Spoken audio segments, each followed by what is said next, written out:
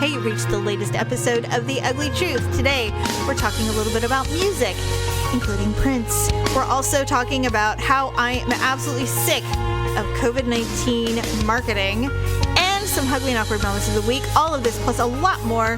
Thank you so much for listening. Enjoy the show.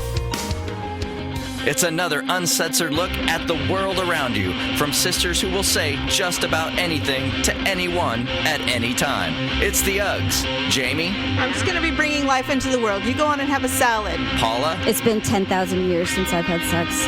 Uncensored as always, it's time for the Ugly Truth. Welcome to the Ugly Truth. This is episode 459. We didn't do our Uggs last week. What? I know. Daryl was editing and he goes, "You guys didn't do your Uggs." I'm like, "Oh no. Oh well." I don't think that's true. I remember. It is true. It's Whatever. true. We'll have to listen to it. Maybe. Anyway, welcome to the Ugly Truth. Dearly beloved, we are gathered here today to get through this thing called a podcast. Dearly beloved. What did you just say? Mom, it's Prince. What's that from? Sebastian Maniscalco. Oh, yeah, Remember, that's he's right, just 'cause- like, when I discovered Prince, I was walking around the house going, dearly beloved. Dearly beloved. And my mother was just like, what? Yes. Well, I don't know too many parents back in the 80s who approved of Prince. Literally, I don't know any. Everyone in high school, when I was in high school, it was like when I was 13 or 14 years old, Purple Rain came out. And I had one friend who had the record. And she was the only house that I knew of where the parents did not care that she had it. And so I went over to her house and we played it for hours because we could not bring that shit into the house. Ever. Here you had a 4'11", 80-pound man with with his size 2 boots. Yes. His high-heeled Custom-made. boots. And he was purple. And he was by far the largest sex symbol on the planet. He really was very sexual. I discovered Prince when I was like in junior high. Obviously was way out there before Purple Rain. Purple Rain made him just a huge star for everybody. Right. But early on, he had a couple of other albums that came out. Very sexual. Do me, baby. You know, all that stuff came out. Or Erotic City, of course. Back in the day, when Erotic City came out, they would only play it after 10 o'clock every night. So at 10:02, you could guarantee that you're going to hear Prince Erotic City. I don't know how many other people tuned in, but I did. I turned on my little clock radio and laid in bed for, on a school night, and I turned it on. I'm like, if we cannot make believe, maybe we can make some time. Anyway, so it's been 4 years or 6 years, 4 years since he died. God, Yeah. I'm so bad with I'm so bad with numbers. Yeah, he's gonna be one of those celebrities that is like, even though he's dead, he won't ever be dead. Like He's immortal. Well, it'll never feel like he's dead. Prince Rogers Nelson. Yeah, and it was so funny because, with social media, you get all the memories of things that you were dumb enough to post 5-6 years ago, and then you go back and go, why did I post that? Why did I think that was so funny? That happens to me all the time. I do that all the time. Oh yeah, and I'm like, still not funny. What was I thinking? I don't know. Happens. Well, you know what? Mine is bad just because it doesn't show, like, if it was a picture or something. Mm-hmm. It's just got this one line, and I'm like, well, what was so goddamn funny? 'Cause it's just like, I wish it would just show whatever it was. Right. So the memories today, of course, were flooded with the day that Prince died, and it was so sad. I was like, God, this was so sad. And all of the photos and, Daryl, producer Dub, Daryl and I had the privilege of seeing Prince a month before he died. And it was Prince and a microphone, and it was amazing.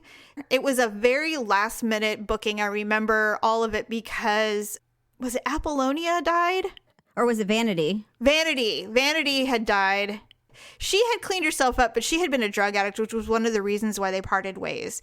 And she passed away from illness, and he went to her funeral, and it was in Oakland.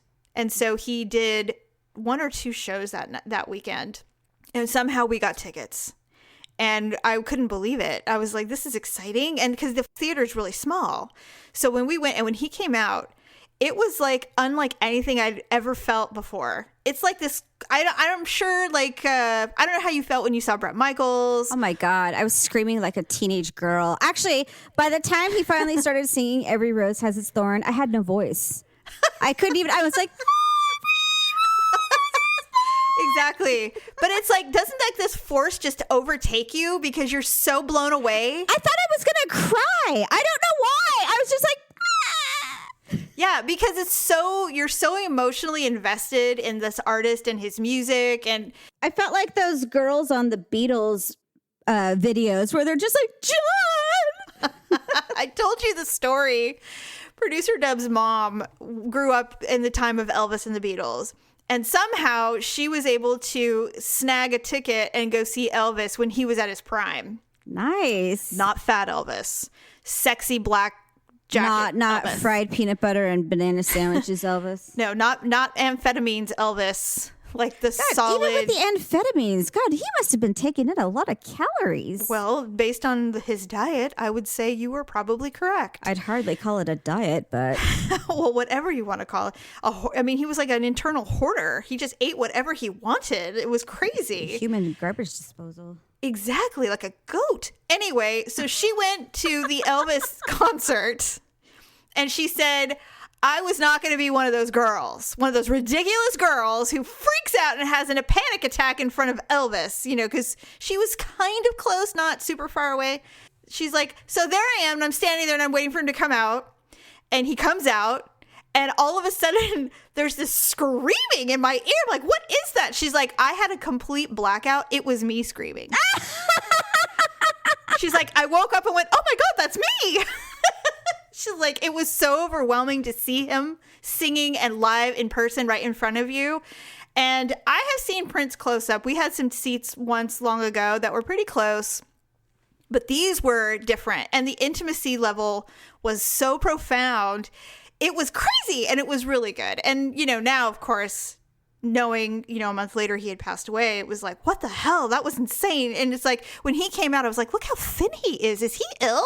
Yeah. Like, immediately I noticed how tiny he was. You know what? I think we talked about that on the podcast, and you just said, you know what? He was just so thin, though. He was frail. He was the tiniest human being I've ever seen. But, I mean, the voice was still there, but he was walking with a cane and stuff. I was like, damn. So, anyway. And he wasn't even that old. Wasn't he in his 50s or something? He died at 52 or 55. I don't know. Around the 50s. What is that, like 6 months for you guys from now? Fuck you very much. I know. But anyway, so today is the day. Daryl has converted all of his social media to purple. Oh. And, now after that show, we, because Daryl works for a radio company, he's friends with a lot of the on-air staff, and somebody that we absolutely adore, Chino Iglesias. He's in San Diego right now and he's doing great there, but back then he was on Kiss FM in San Francisco. And so he's like, hey, you saw the show last night? He said, yeah. He goes, call into the radio station and give us a review, because it was like so last minute and Prince hadn't come to Northern California in a really long time. And so Daryl called in and left the interview, and it's a great interview. And so I reposted it. It's on my Twitter and it's also on Facebook. I didn't post it on The Ugly Truth, but it's a really great interview. And so it was nice to listen to the energy we had about seeing him again. It was so cool. And I remember producer Dub I know there's a lot of number one fans. He's one of the number one fans. Oh my gosh. I think that's one of the first things I knew about him. Probably was. I'm always curious. I never remember what everybody's impression was when I first introduced him to the family. Well, I mean, here's the thing, though. We never got to make our own impression of him because you talked so much shit about him. Like, not in a bad way, but like you talked him down so much that by the time we met him, we thought we were meeting like a diseased cricket that, that had a bad goatee and skinny ties and looked like he had AIDS. And so I talked a lot of smack about him. I mean, you're just like literally like expect nothing but like a skid on the street that's skinny and dresses bad and his voice cracks. And I was so mean. I think I was the first one to meet him. I'm sure. And he was so nice. And I'm just like, why are you so like ashamed of this person? Like you literally were just like, Like you put him in a brown paper bag and rubs dog shit on him, and it's just like, well, here he is. Lit him on fire. Here you go. Yeah, you're just like, well, I apologize. Here he is. And I'm just like, what is the problem? You're just like, here, I'll put an entertainment coupon in there too. So it's just like, here's a 2-for-1 for Chinese food. It's just like, exactly, like you just told us every horrible thing about him, and he has a filthy mouth. You're just like, we met under these circumstances, I know. And, it's just like, our first date was this. And it's just like, you wanted us to hate him or something. And I don't know what I was doing. I should have known. Well, isn't that funny? This is exactly how I deal with true love. I just poke it with a stick and kick it around before I finally decide it's literally, okay. It was like you were flinging a dead animal at us. And it's just like, well, have at it. Catch. Yeah. Here, have at it. Tell me what you think. Yeah, I know. To say, like, I don't know what your first impression was. It's just like, well, I mean, based on, the 1 hour long monologue of, what death and love and taxes are, I mean, we weren't expecting actually, I wouldn't even say a lot. We were expecting, I don't know, like a homeless bum that had AIDS and weighed 16 pounds. I think this is why I was like that. I was trying to diffuse the inevitable judgment that was going to come, because to bring anyone in front of the tribunal of witches in this family is like uncertain death. I mean, and first of all, let's not forget, these women in my family worshipped the last ex-boyfriend I had and didn't speak to me when I turned down his proposal. So to bring in somebody else later, I'm like, he's nothing. He's the opposite of that guy. So there's no way they're going to love him. There's no way. The problem with the one before that is you never told us the dark side of him, though. I know. So we didn't know. And then so all we saw was what we saw, and we just saw like this, and the other side was pretty fantastic, It was. I mean, yes. he fit right in. We always had a great time, all that stuff. Yeah. I wasn't really judgmental. I was still kind of young, and so you were very young. I wasn't terribly judgmental. I think I was in high school. You were. And so I was just like, yeah, cool, I'll meet him. Like, whatever. I thought he was really cool. I thought he was nice. And in fact, I even looked at you. I was like, Jamie, I'm like, he's nice. I was like, I was trying to like reassure you, like, he's nice. Okay. Like, why do you think he's so bad? I was trying to tell you, like, it's okay. It's okay you like him. You and I have been like that since you were like 12. We have always been so good together. I don't know what it is, but it's like we had like this really cool relationship as siblings. I mean, Stephanie and I are like two holy terrors. If we had no responsibilities, the two of us, I don't even know, we'd be following some band somewhere. Probably. Married to rock stars. But you and I have this really kick-ass friendship. Yes. Which I absolutely adore. I don't have it with anybody else.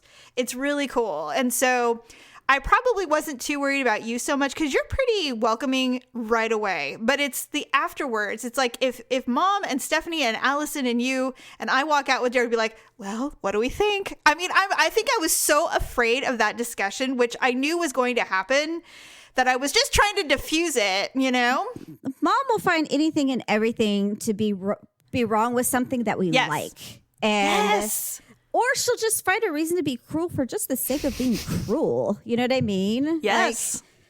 Like, like calling me a bitch when I was in labor. I mean, it's just like, who does that? I know.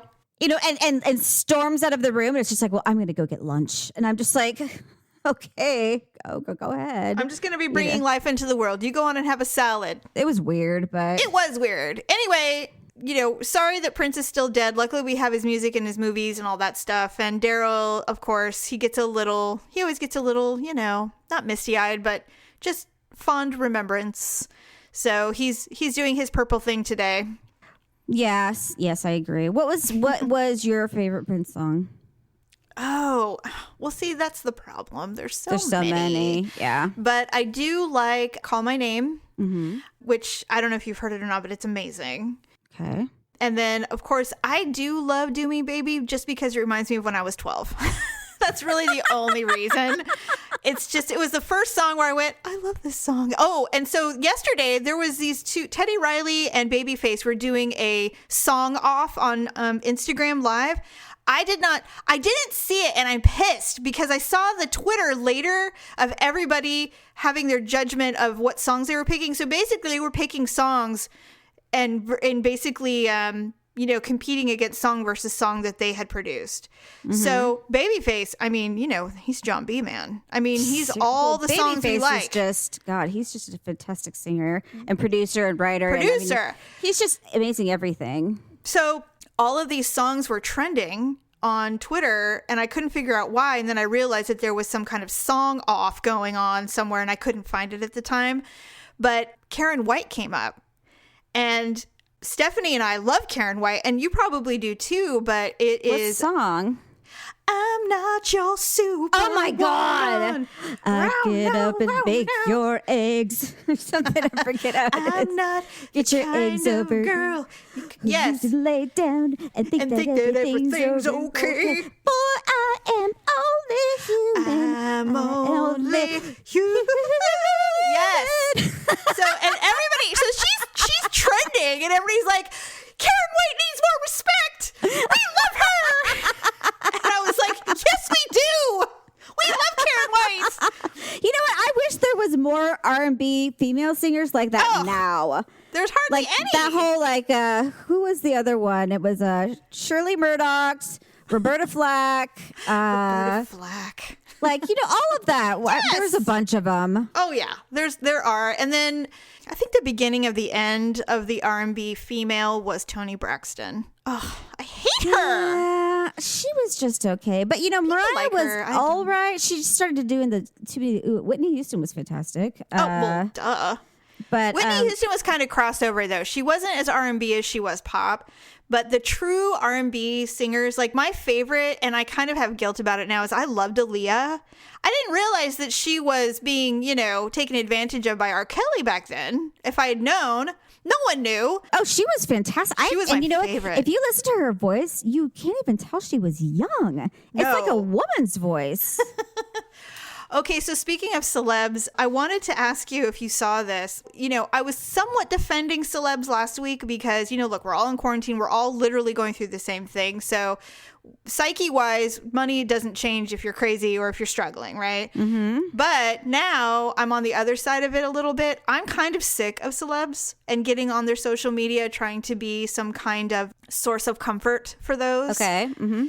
You know how much I love J-Lo. I practically worship her. Everything she does is amazing. But the other day, she decided it was literally karaoke. She gets on her social media. She's got a microphone. She's saddled up in her gorgeous backyard with her tree is completely wrapped in Christmas lights, white Christmas lights. And she's sitting and she goes, in this time where we're all really struggling and trying to stay together as our families are together and we're bonding, I just really felt the need to put this out there. And she's all, people who need people are the luckiest people in the world. And I'm like, oh my God. Was she making it funny? No, she was karaokeing Barbra Streisand. I'm like, okay, karaoke, totally get it. No one does Barbra Streisand. No one. Literally. I mean, nobody. Barbra Streisand can't even do Barbra Streisand anymore. Not really. And so I was like, wow, this was a bold choice. This was big. And I thought, what is the point of this?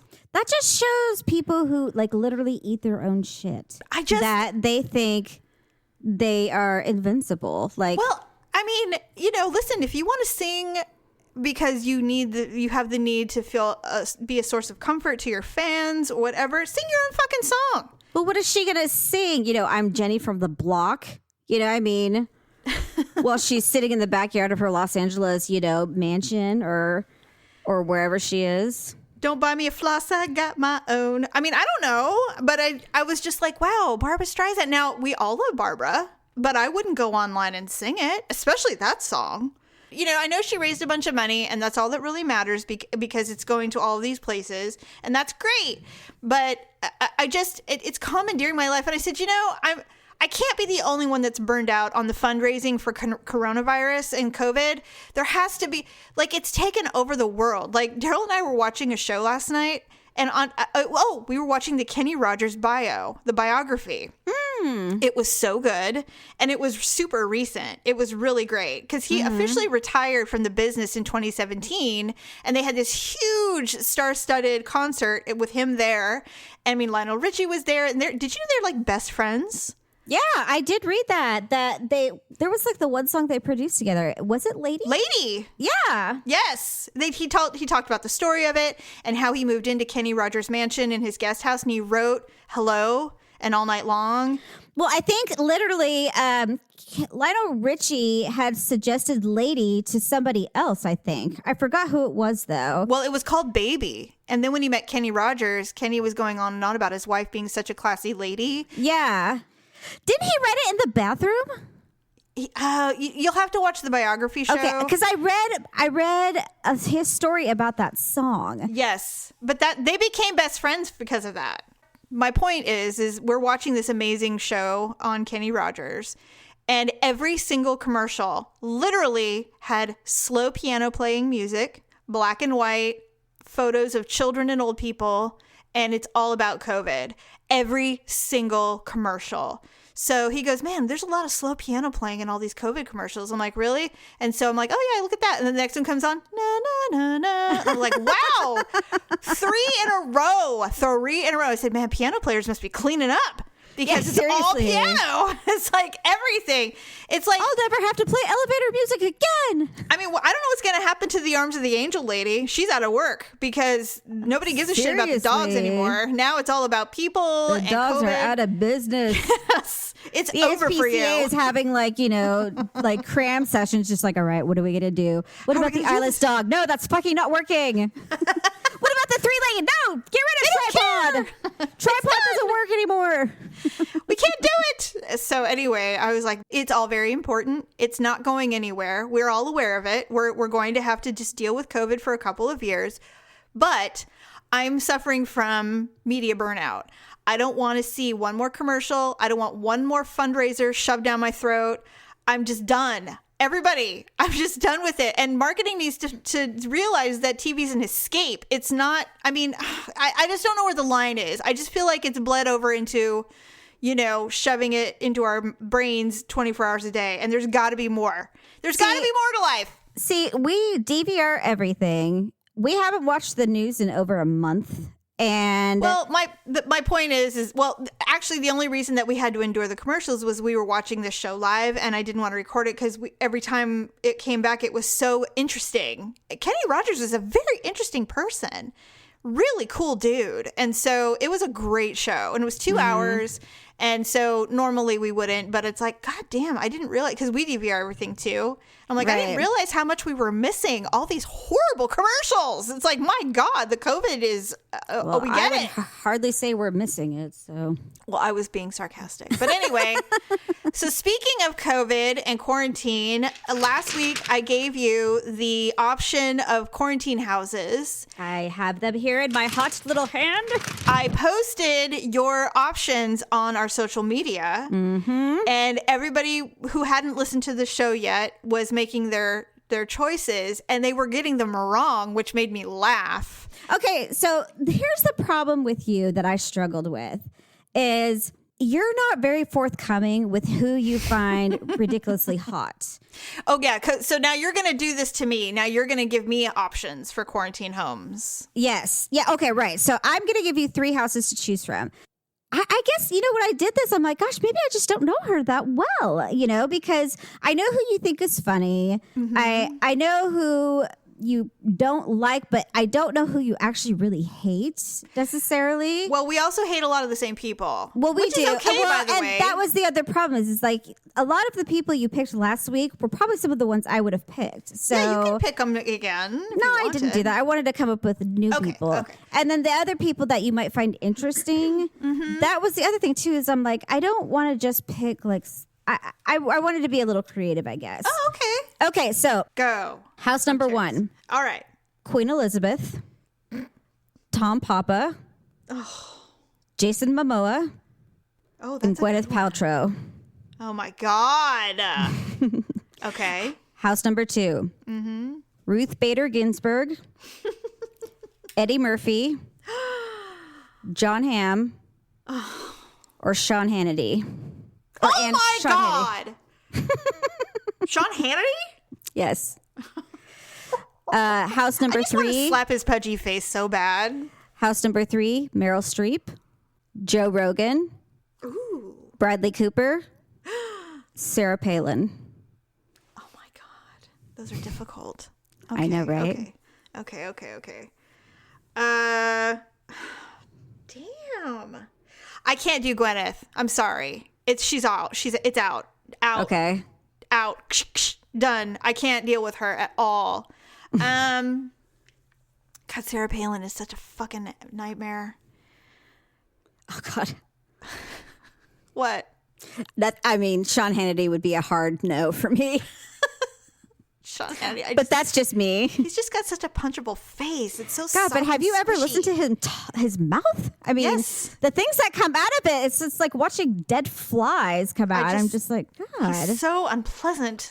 Oh, God, could you imagine him and Ruth Bader Ginsburg in the same house? Ruth Bader Ginsburg wouldn't even give him the time of day. She'd I be just like, think she'd be so interesting to talk to. Oh though. God, she'd be fascinating. I finally saw the movie based on her life. It was so I haven't good. seen it yet. It was so good. And that would be the house with John Hamm in it as well. I know. God, And Eddie Murphy. man, that'd be fun. Okay. I'm gonna have to go with House 2. Really? Yeah, I can't do Sarah. I can't do crazy bitches. It's too much. Like if I had to choose the houses that I gave you, I would struggle. I would struggle because I hate every single one of those. I don't hate Joanna Gaines, but I'm not a big of a fan as other people are. But yeah, I can't do crazy. I can't do Sarah Palin is a fucking nut job, and I don't mean that in the mental ill sort of way. I mean she's a cunt of a person, and I just couldn't do it. But I can deal with Sean Hannity because men are easy to manage. No, but I mean most men are easy to manage. I just have to find a way to like lock them somewhere for the time.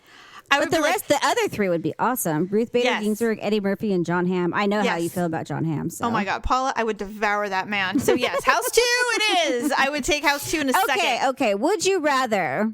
Oh, that's right. Okay. Yeah, I have 3. Okay. Would you rather be quarantined for 6 weeks or not get your hair done for 6 months? Oh my God.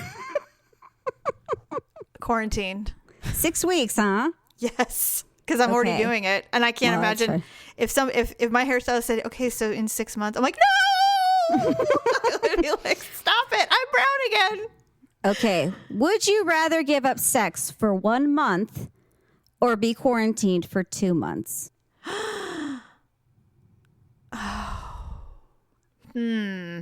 That's a lot of sex to give up.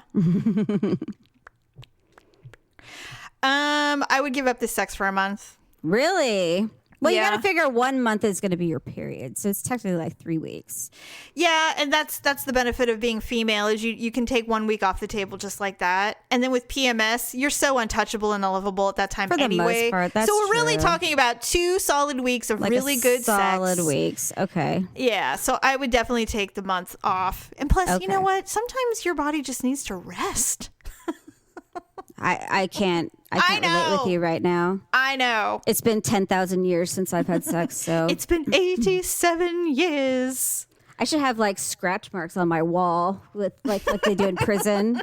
Yes. That goes by 5s, like Use how many your- days it's been. You use your little toothbrush shank. Start putting Something. little niches in the wall Little for every tiny day. razor blade. There you go. Okay, final question. Would you rather be a podiatry assistant for 1 week Paula. or be quarantined for 3 months? Quarantine. 3 months? Oh, hell yeah. I am not doing it. I'm not doing it. You know, every time I think about it, I think about the time when you were telling me about that show, My Feet Are Killing Me, and how when they would take the socks off and little flecks of skin would come off. You'd have to like get the little, what were those little tiny vacuums called? The dustbuster. And be like, That would be my job. No. Or like collect the shavings in like a little like Stop talking. That's disgusting. But there's a person that has to do that. the school I'm going to go to. I think I'm the one that's going to have to collect the specimen in like that little silver urinal dish thing. Thank you very much. So someone's going to like pop a giant like freaking cyst or something in there. Or what if they have like those intestinal worms and they plop them in there? And I'm like, these things are coming out on my hands. I'd be like, this is really interesting.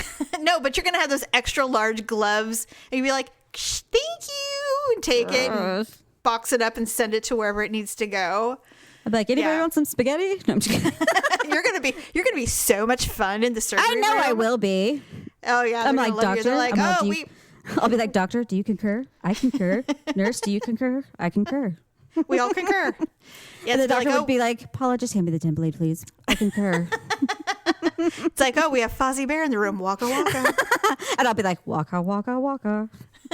They'll be like, the patient, I'm nervous. Oh, you have nothing to worry about. It's my first day. Here, I'll have some gas. You have some gas. We'll be great. We'll be fine. Everyone will be great. It's all good. Don't worry. We all have a sniff of gas before we get going. So you said it was the right leg today. I'm getting my appendix taken out. Oh, right. You're right. No, I'm just Good kidding.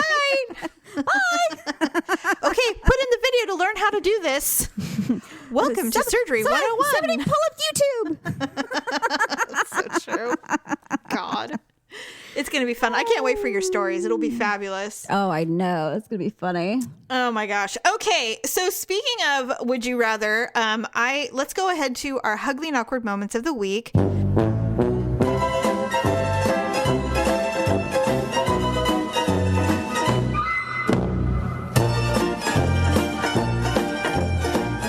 High School Reunion Edition. Oh, boy. Because in my brain, when I knew that you were coming up with Would You Rathers, I thought for sure you were going to say, would you rather go to a high school reunion or quarantine for a certain period of time? Why the hell would that come to my mind? I was thinking of my own. I was just like thinking, going, what else could I have thought of for Would You Rather? Because I love the idea of Would You Rather, and high school reunion is something I would rather never do. And so I was like, that would have been a good one. Yeah, So I think as you get older, the less like inclined you are to go to those things. Because I mean, the last one I went to, was it my 20 year or my 25 year? 20 year? Yeah. Yeah, like if there's a 30, I don't know that I really want to go. I think that people start going again when they know people are starting to die. They probably want to show up and see what everyone looks like. But I mean, now there's like a Facebook, like for our school memorial page. And yes. Okay, I know I'm going to sound like a total bitch. They're like, sad news to announce that, Jim Smith from class 1969 passed away. And I'm like, well, no shit. I'm was like 80. I'm like, how fucking old was the guy? Yeah. I mean, yes, I'm sure it's sad, but I mean, the guy was 90. So that memorial, I'm sure every high school has the memorial group now. I'm sure a lot of high schools do. I spent hours on hours about a month or two ago scrolling through to see if I knew anyone in my class, and I think we've lost one or two, and that's it. I mean, that's pretty good for my class. And when I looked through it, one had passed away like 2 years after we graduated, and I was like, damn, that sucks, Well, I knew actually one of ours who passed. I knew him and we were friends on Facebook, and I knew when he passed. And actually, I was going to go to his funeral, but I couldn't because I was home with the kids at the time, and I didn't have anybody to watch him, and it was all the way up in Yuba City. So I think I remember that actually. Yeah, it wasn't going to work out, but so everybody knew about that one because it was very untimely. And Yes. So. But I want to say there could have been one more. The deaths are interesting to me. I want to know like if anybody went to like prison or something like that. Or I knew one guy who went to prison, but he got out. I don't know anybody who's gone to jail for like murder or anything. Occasionally, I'll check like Megan's Law in Orangeville to see if I've done it. Anyone's like a sex offender. Or something. I've absolutely done that. God, But just I know, curious. what's wrong with us? We hate where we grew up. You Paula. know what's funny is people are always like, I have friends that they're always just like, how do you know that? And my answer is always just like, fucking FBI, man. Oh, yeah. Because they're just like, how do you know these things? Like, they're not surprised anymore. But I just wish that I really wish that we had just gotten our PI licenses and just gone into business as PIs, because we would be the best. We would literally be the best. Well, I mean, some of the PIs, though, like, especially if you watch like these like serial killer shows, or not serial killers, or just like killer shows or murder shows or whatever. The PIs they hire, they literally act like as a second police squad. Yeah, and they do like they do a lot of the legwork, and they will go back and reenact crime scenes and and retest. What's that stuff called? Like blood and lab and like clothing and all that kind of stuff. It's not just tracking down people and everything like that. So I mean. It's literally to get a second opinion, basically. Yeah. Like it's like a second opinion from a doctor, just from a private law enforcement team. Right. So yeah, I get it. Anyway, it's really interesting. That documentary I watched was so interesting. Man, that was really. Did you see it? The Staircase? No, you should watch not yet. it. I probably will. Yeah. Okay. Ugly and Awkward Moments High School Reunion Edition. I found 3 that were really funny. At my 25th, we had an in memoriam table. All the students that had passed away over the last 25 years had a lovely framed photo of their senior picture displayed with a small votive candle lit in front of it. About an hour into the reunion, one of my classmates approached our senior class president to inform him that one of the students is absolutely very much alive and just didn't come to the reunion. Why the hell did they think they were dead? I don't know. Maybe this was before social media. Awkward. Well, I don't think so. What would have been hilarious if he had shown up and said, "Hi, thanks for the candle, but here I am." I would have pinned the photo frame to my jacket. Not dead. That would have been Or I would have great. walked around the room, dead man walking. Watch out. Yeah, really. That would have been hilarious. That would have been hilarious. So funny.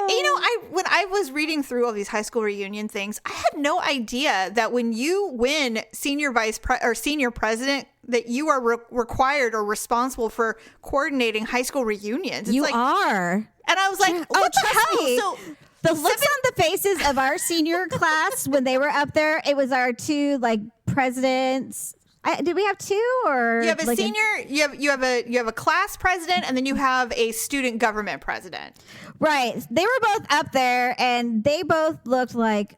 Because it was literally it took 3 months to put this thing together, which is actually not a lot of time. No, it's not. And they were working hastily to put this shit together. Yeah. And when they were up there, they looked so uncomfortable and worn out and kind of like they were smiling, but they looked irritated. I would be irritated. They were just kind of I know I probably agreed to sign up for this, but I didn't fucking realize I was going to be almost 30 years old doing this shit. Not to mention, it's just like getting pregnant in high school. It's like, you didn't realize this was a lifelong commitment. Jesus Christ. I gave out buttons and I wanted to put it on my school resume. I had no idea that for the rest of my fucking life, I was going to have to try to gather these people that I have literally nothing in common with other than that we went to the same high school together for the rest of my life. That's a ridiculous thing. I think one of them was getting ready to have a baby. The other one was getting ready to get a divorce and real shit life stuff. And then they're just I don't want to fucking plan a reunion from people from 10 years ago that I don't even talk to. I know. Okay, here's the second one. This one made me laugh because I don't know what I would do if this happened. Someone made a speech along the lines of, "To all of those that felt picked on or bullied in school, I have something to say to you." And then she started to sing "Let It Go" from Frozen. Oh, I thought they were going to go, nerds, nerds, nerds, nerds, nerds, nerds, nerds, nerds, nerds. Ooh, ah, alpha, beta. Ooh, ah. Yeah, really. I love that movie, Stan, by the way. you want to do it on the moon? That's a Betty, great movie. you're like a goat.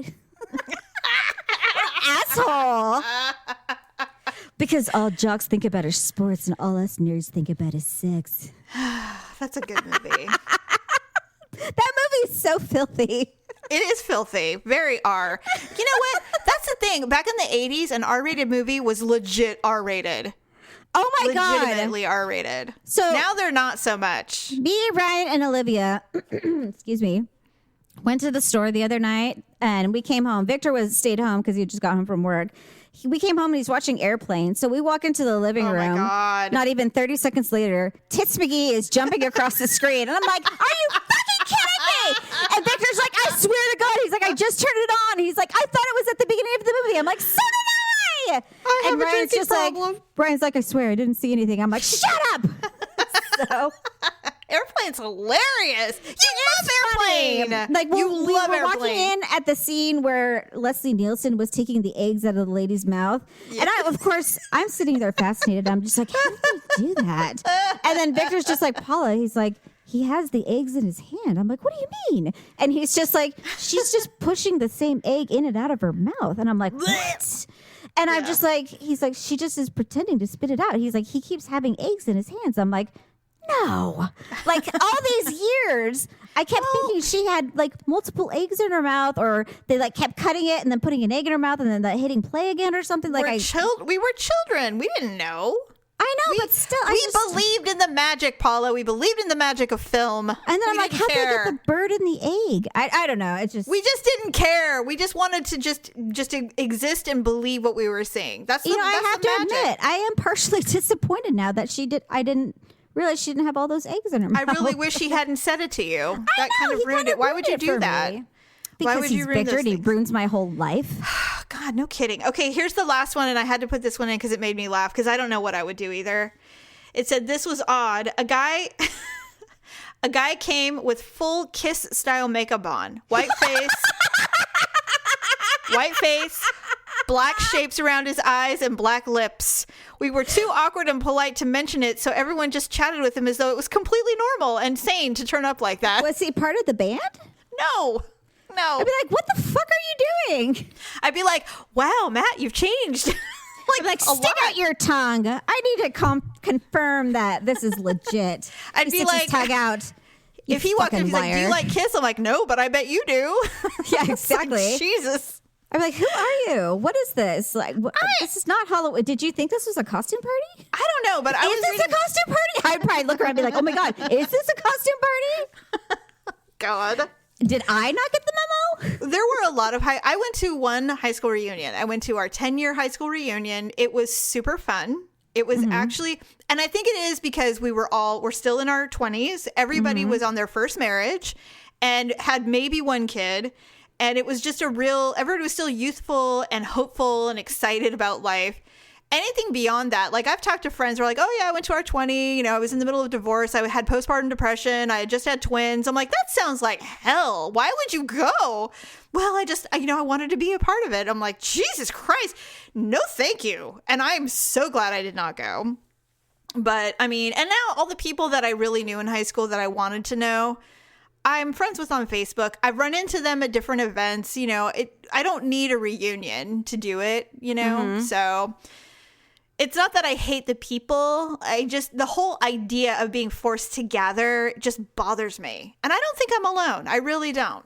Handing out all those dumb awards and stuff. Did they have awards? The last time I went, I don't think they gave out any awards. I think at the 10-year they did. But they gave out who had the most kids, who's been married the longest, who had the coolest job.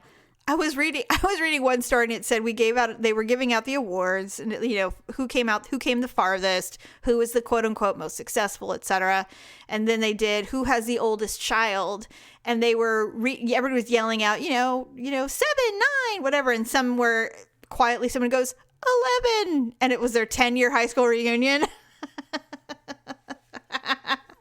Anyway, all right. Well, on that note, I have nothing more to talk about. No, I think we've talked plenty. So I think we pretty much covered the gamut today. Today we did. Next week will be world peace. And so, no, just kidding. Never. Thanks, everybody, for joining us. I've been doing more than enough shopping on Amazon. I hope you are too. If you are, please do us a solid. Bookmark our Amazon link. Go to uglytruth.com, click on the Amazon button, and then bookmark it. If you shop that way, we get some credit for your purchases, and we appreciate that. Also, get yourself some makeup, skincare, bubble bath, whatever else you want to get. We appreciate that as well. If you have any suggestions or ideas of things that you'd like to hear us talk about, please email us or Facebook us, tweet us, whatever. Send a pigeon with a note. We're always happy to hear from our fans. Other than that, have a fabulous rest of your week, and we'll talk to you soon. Bye! Thanks for listening and sharing the show. See you next time on The Ugly Truth.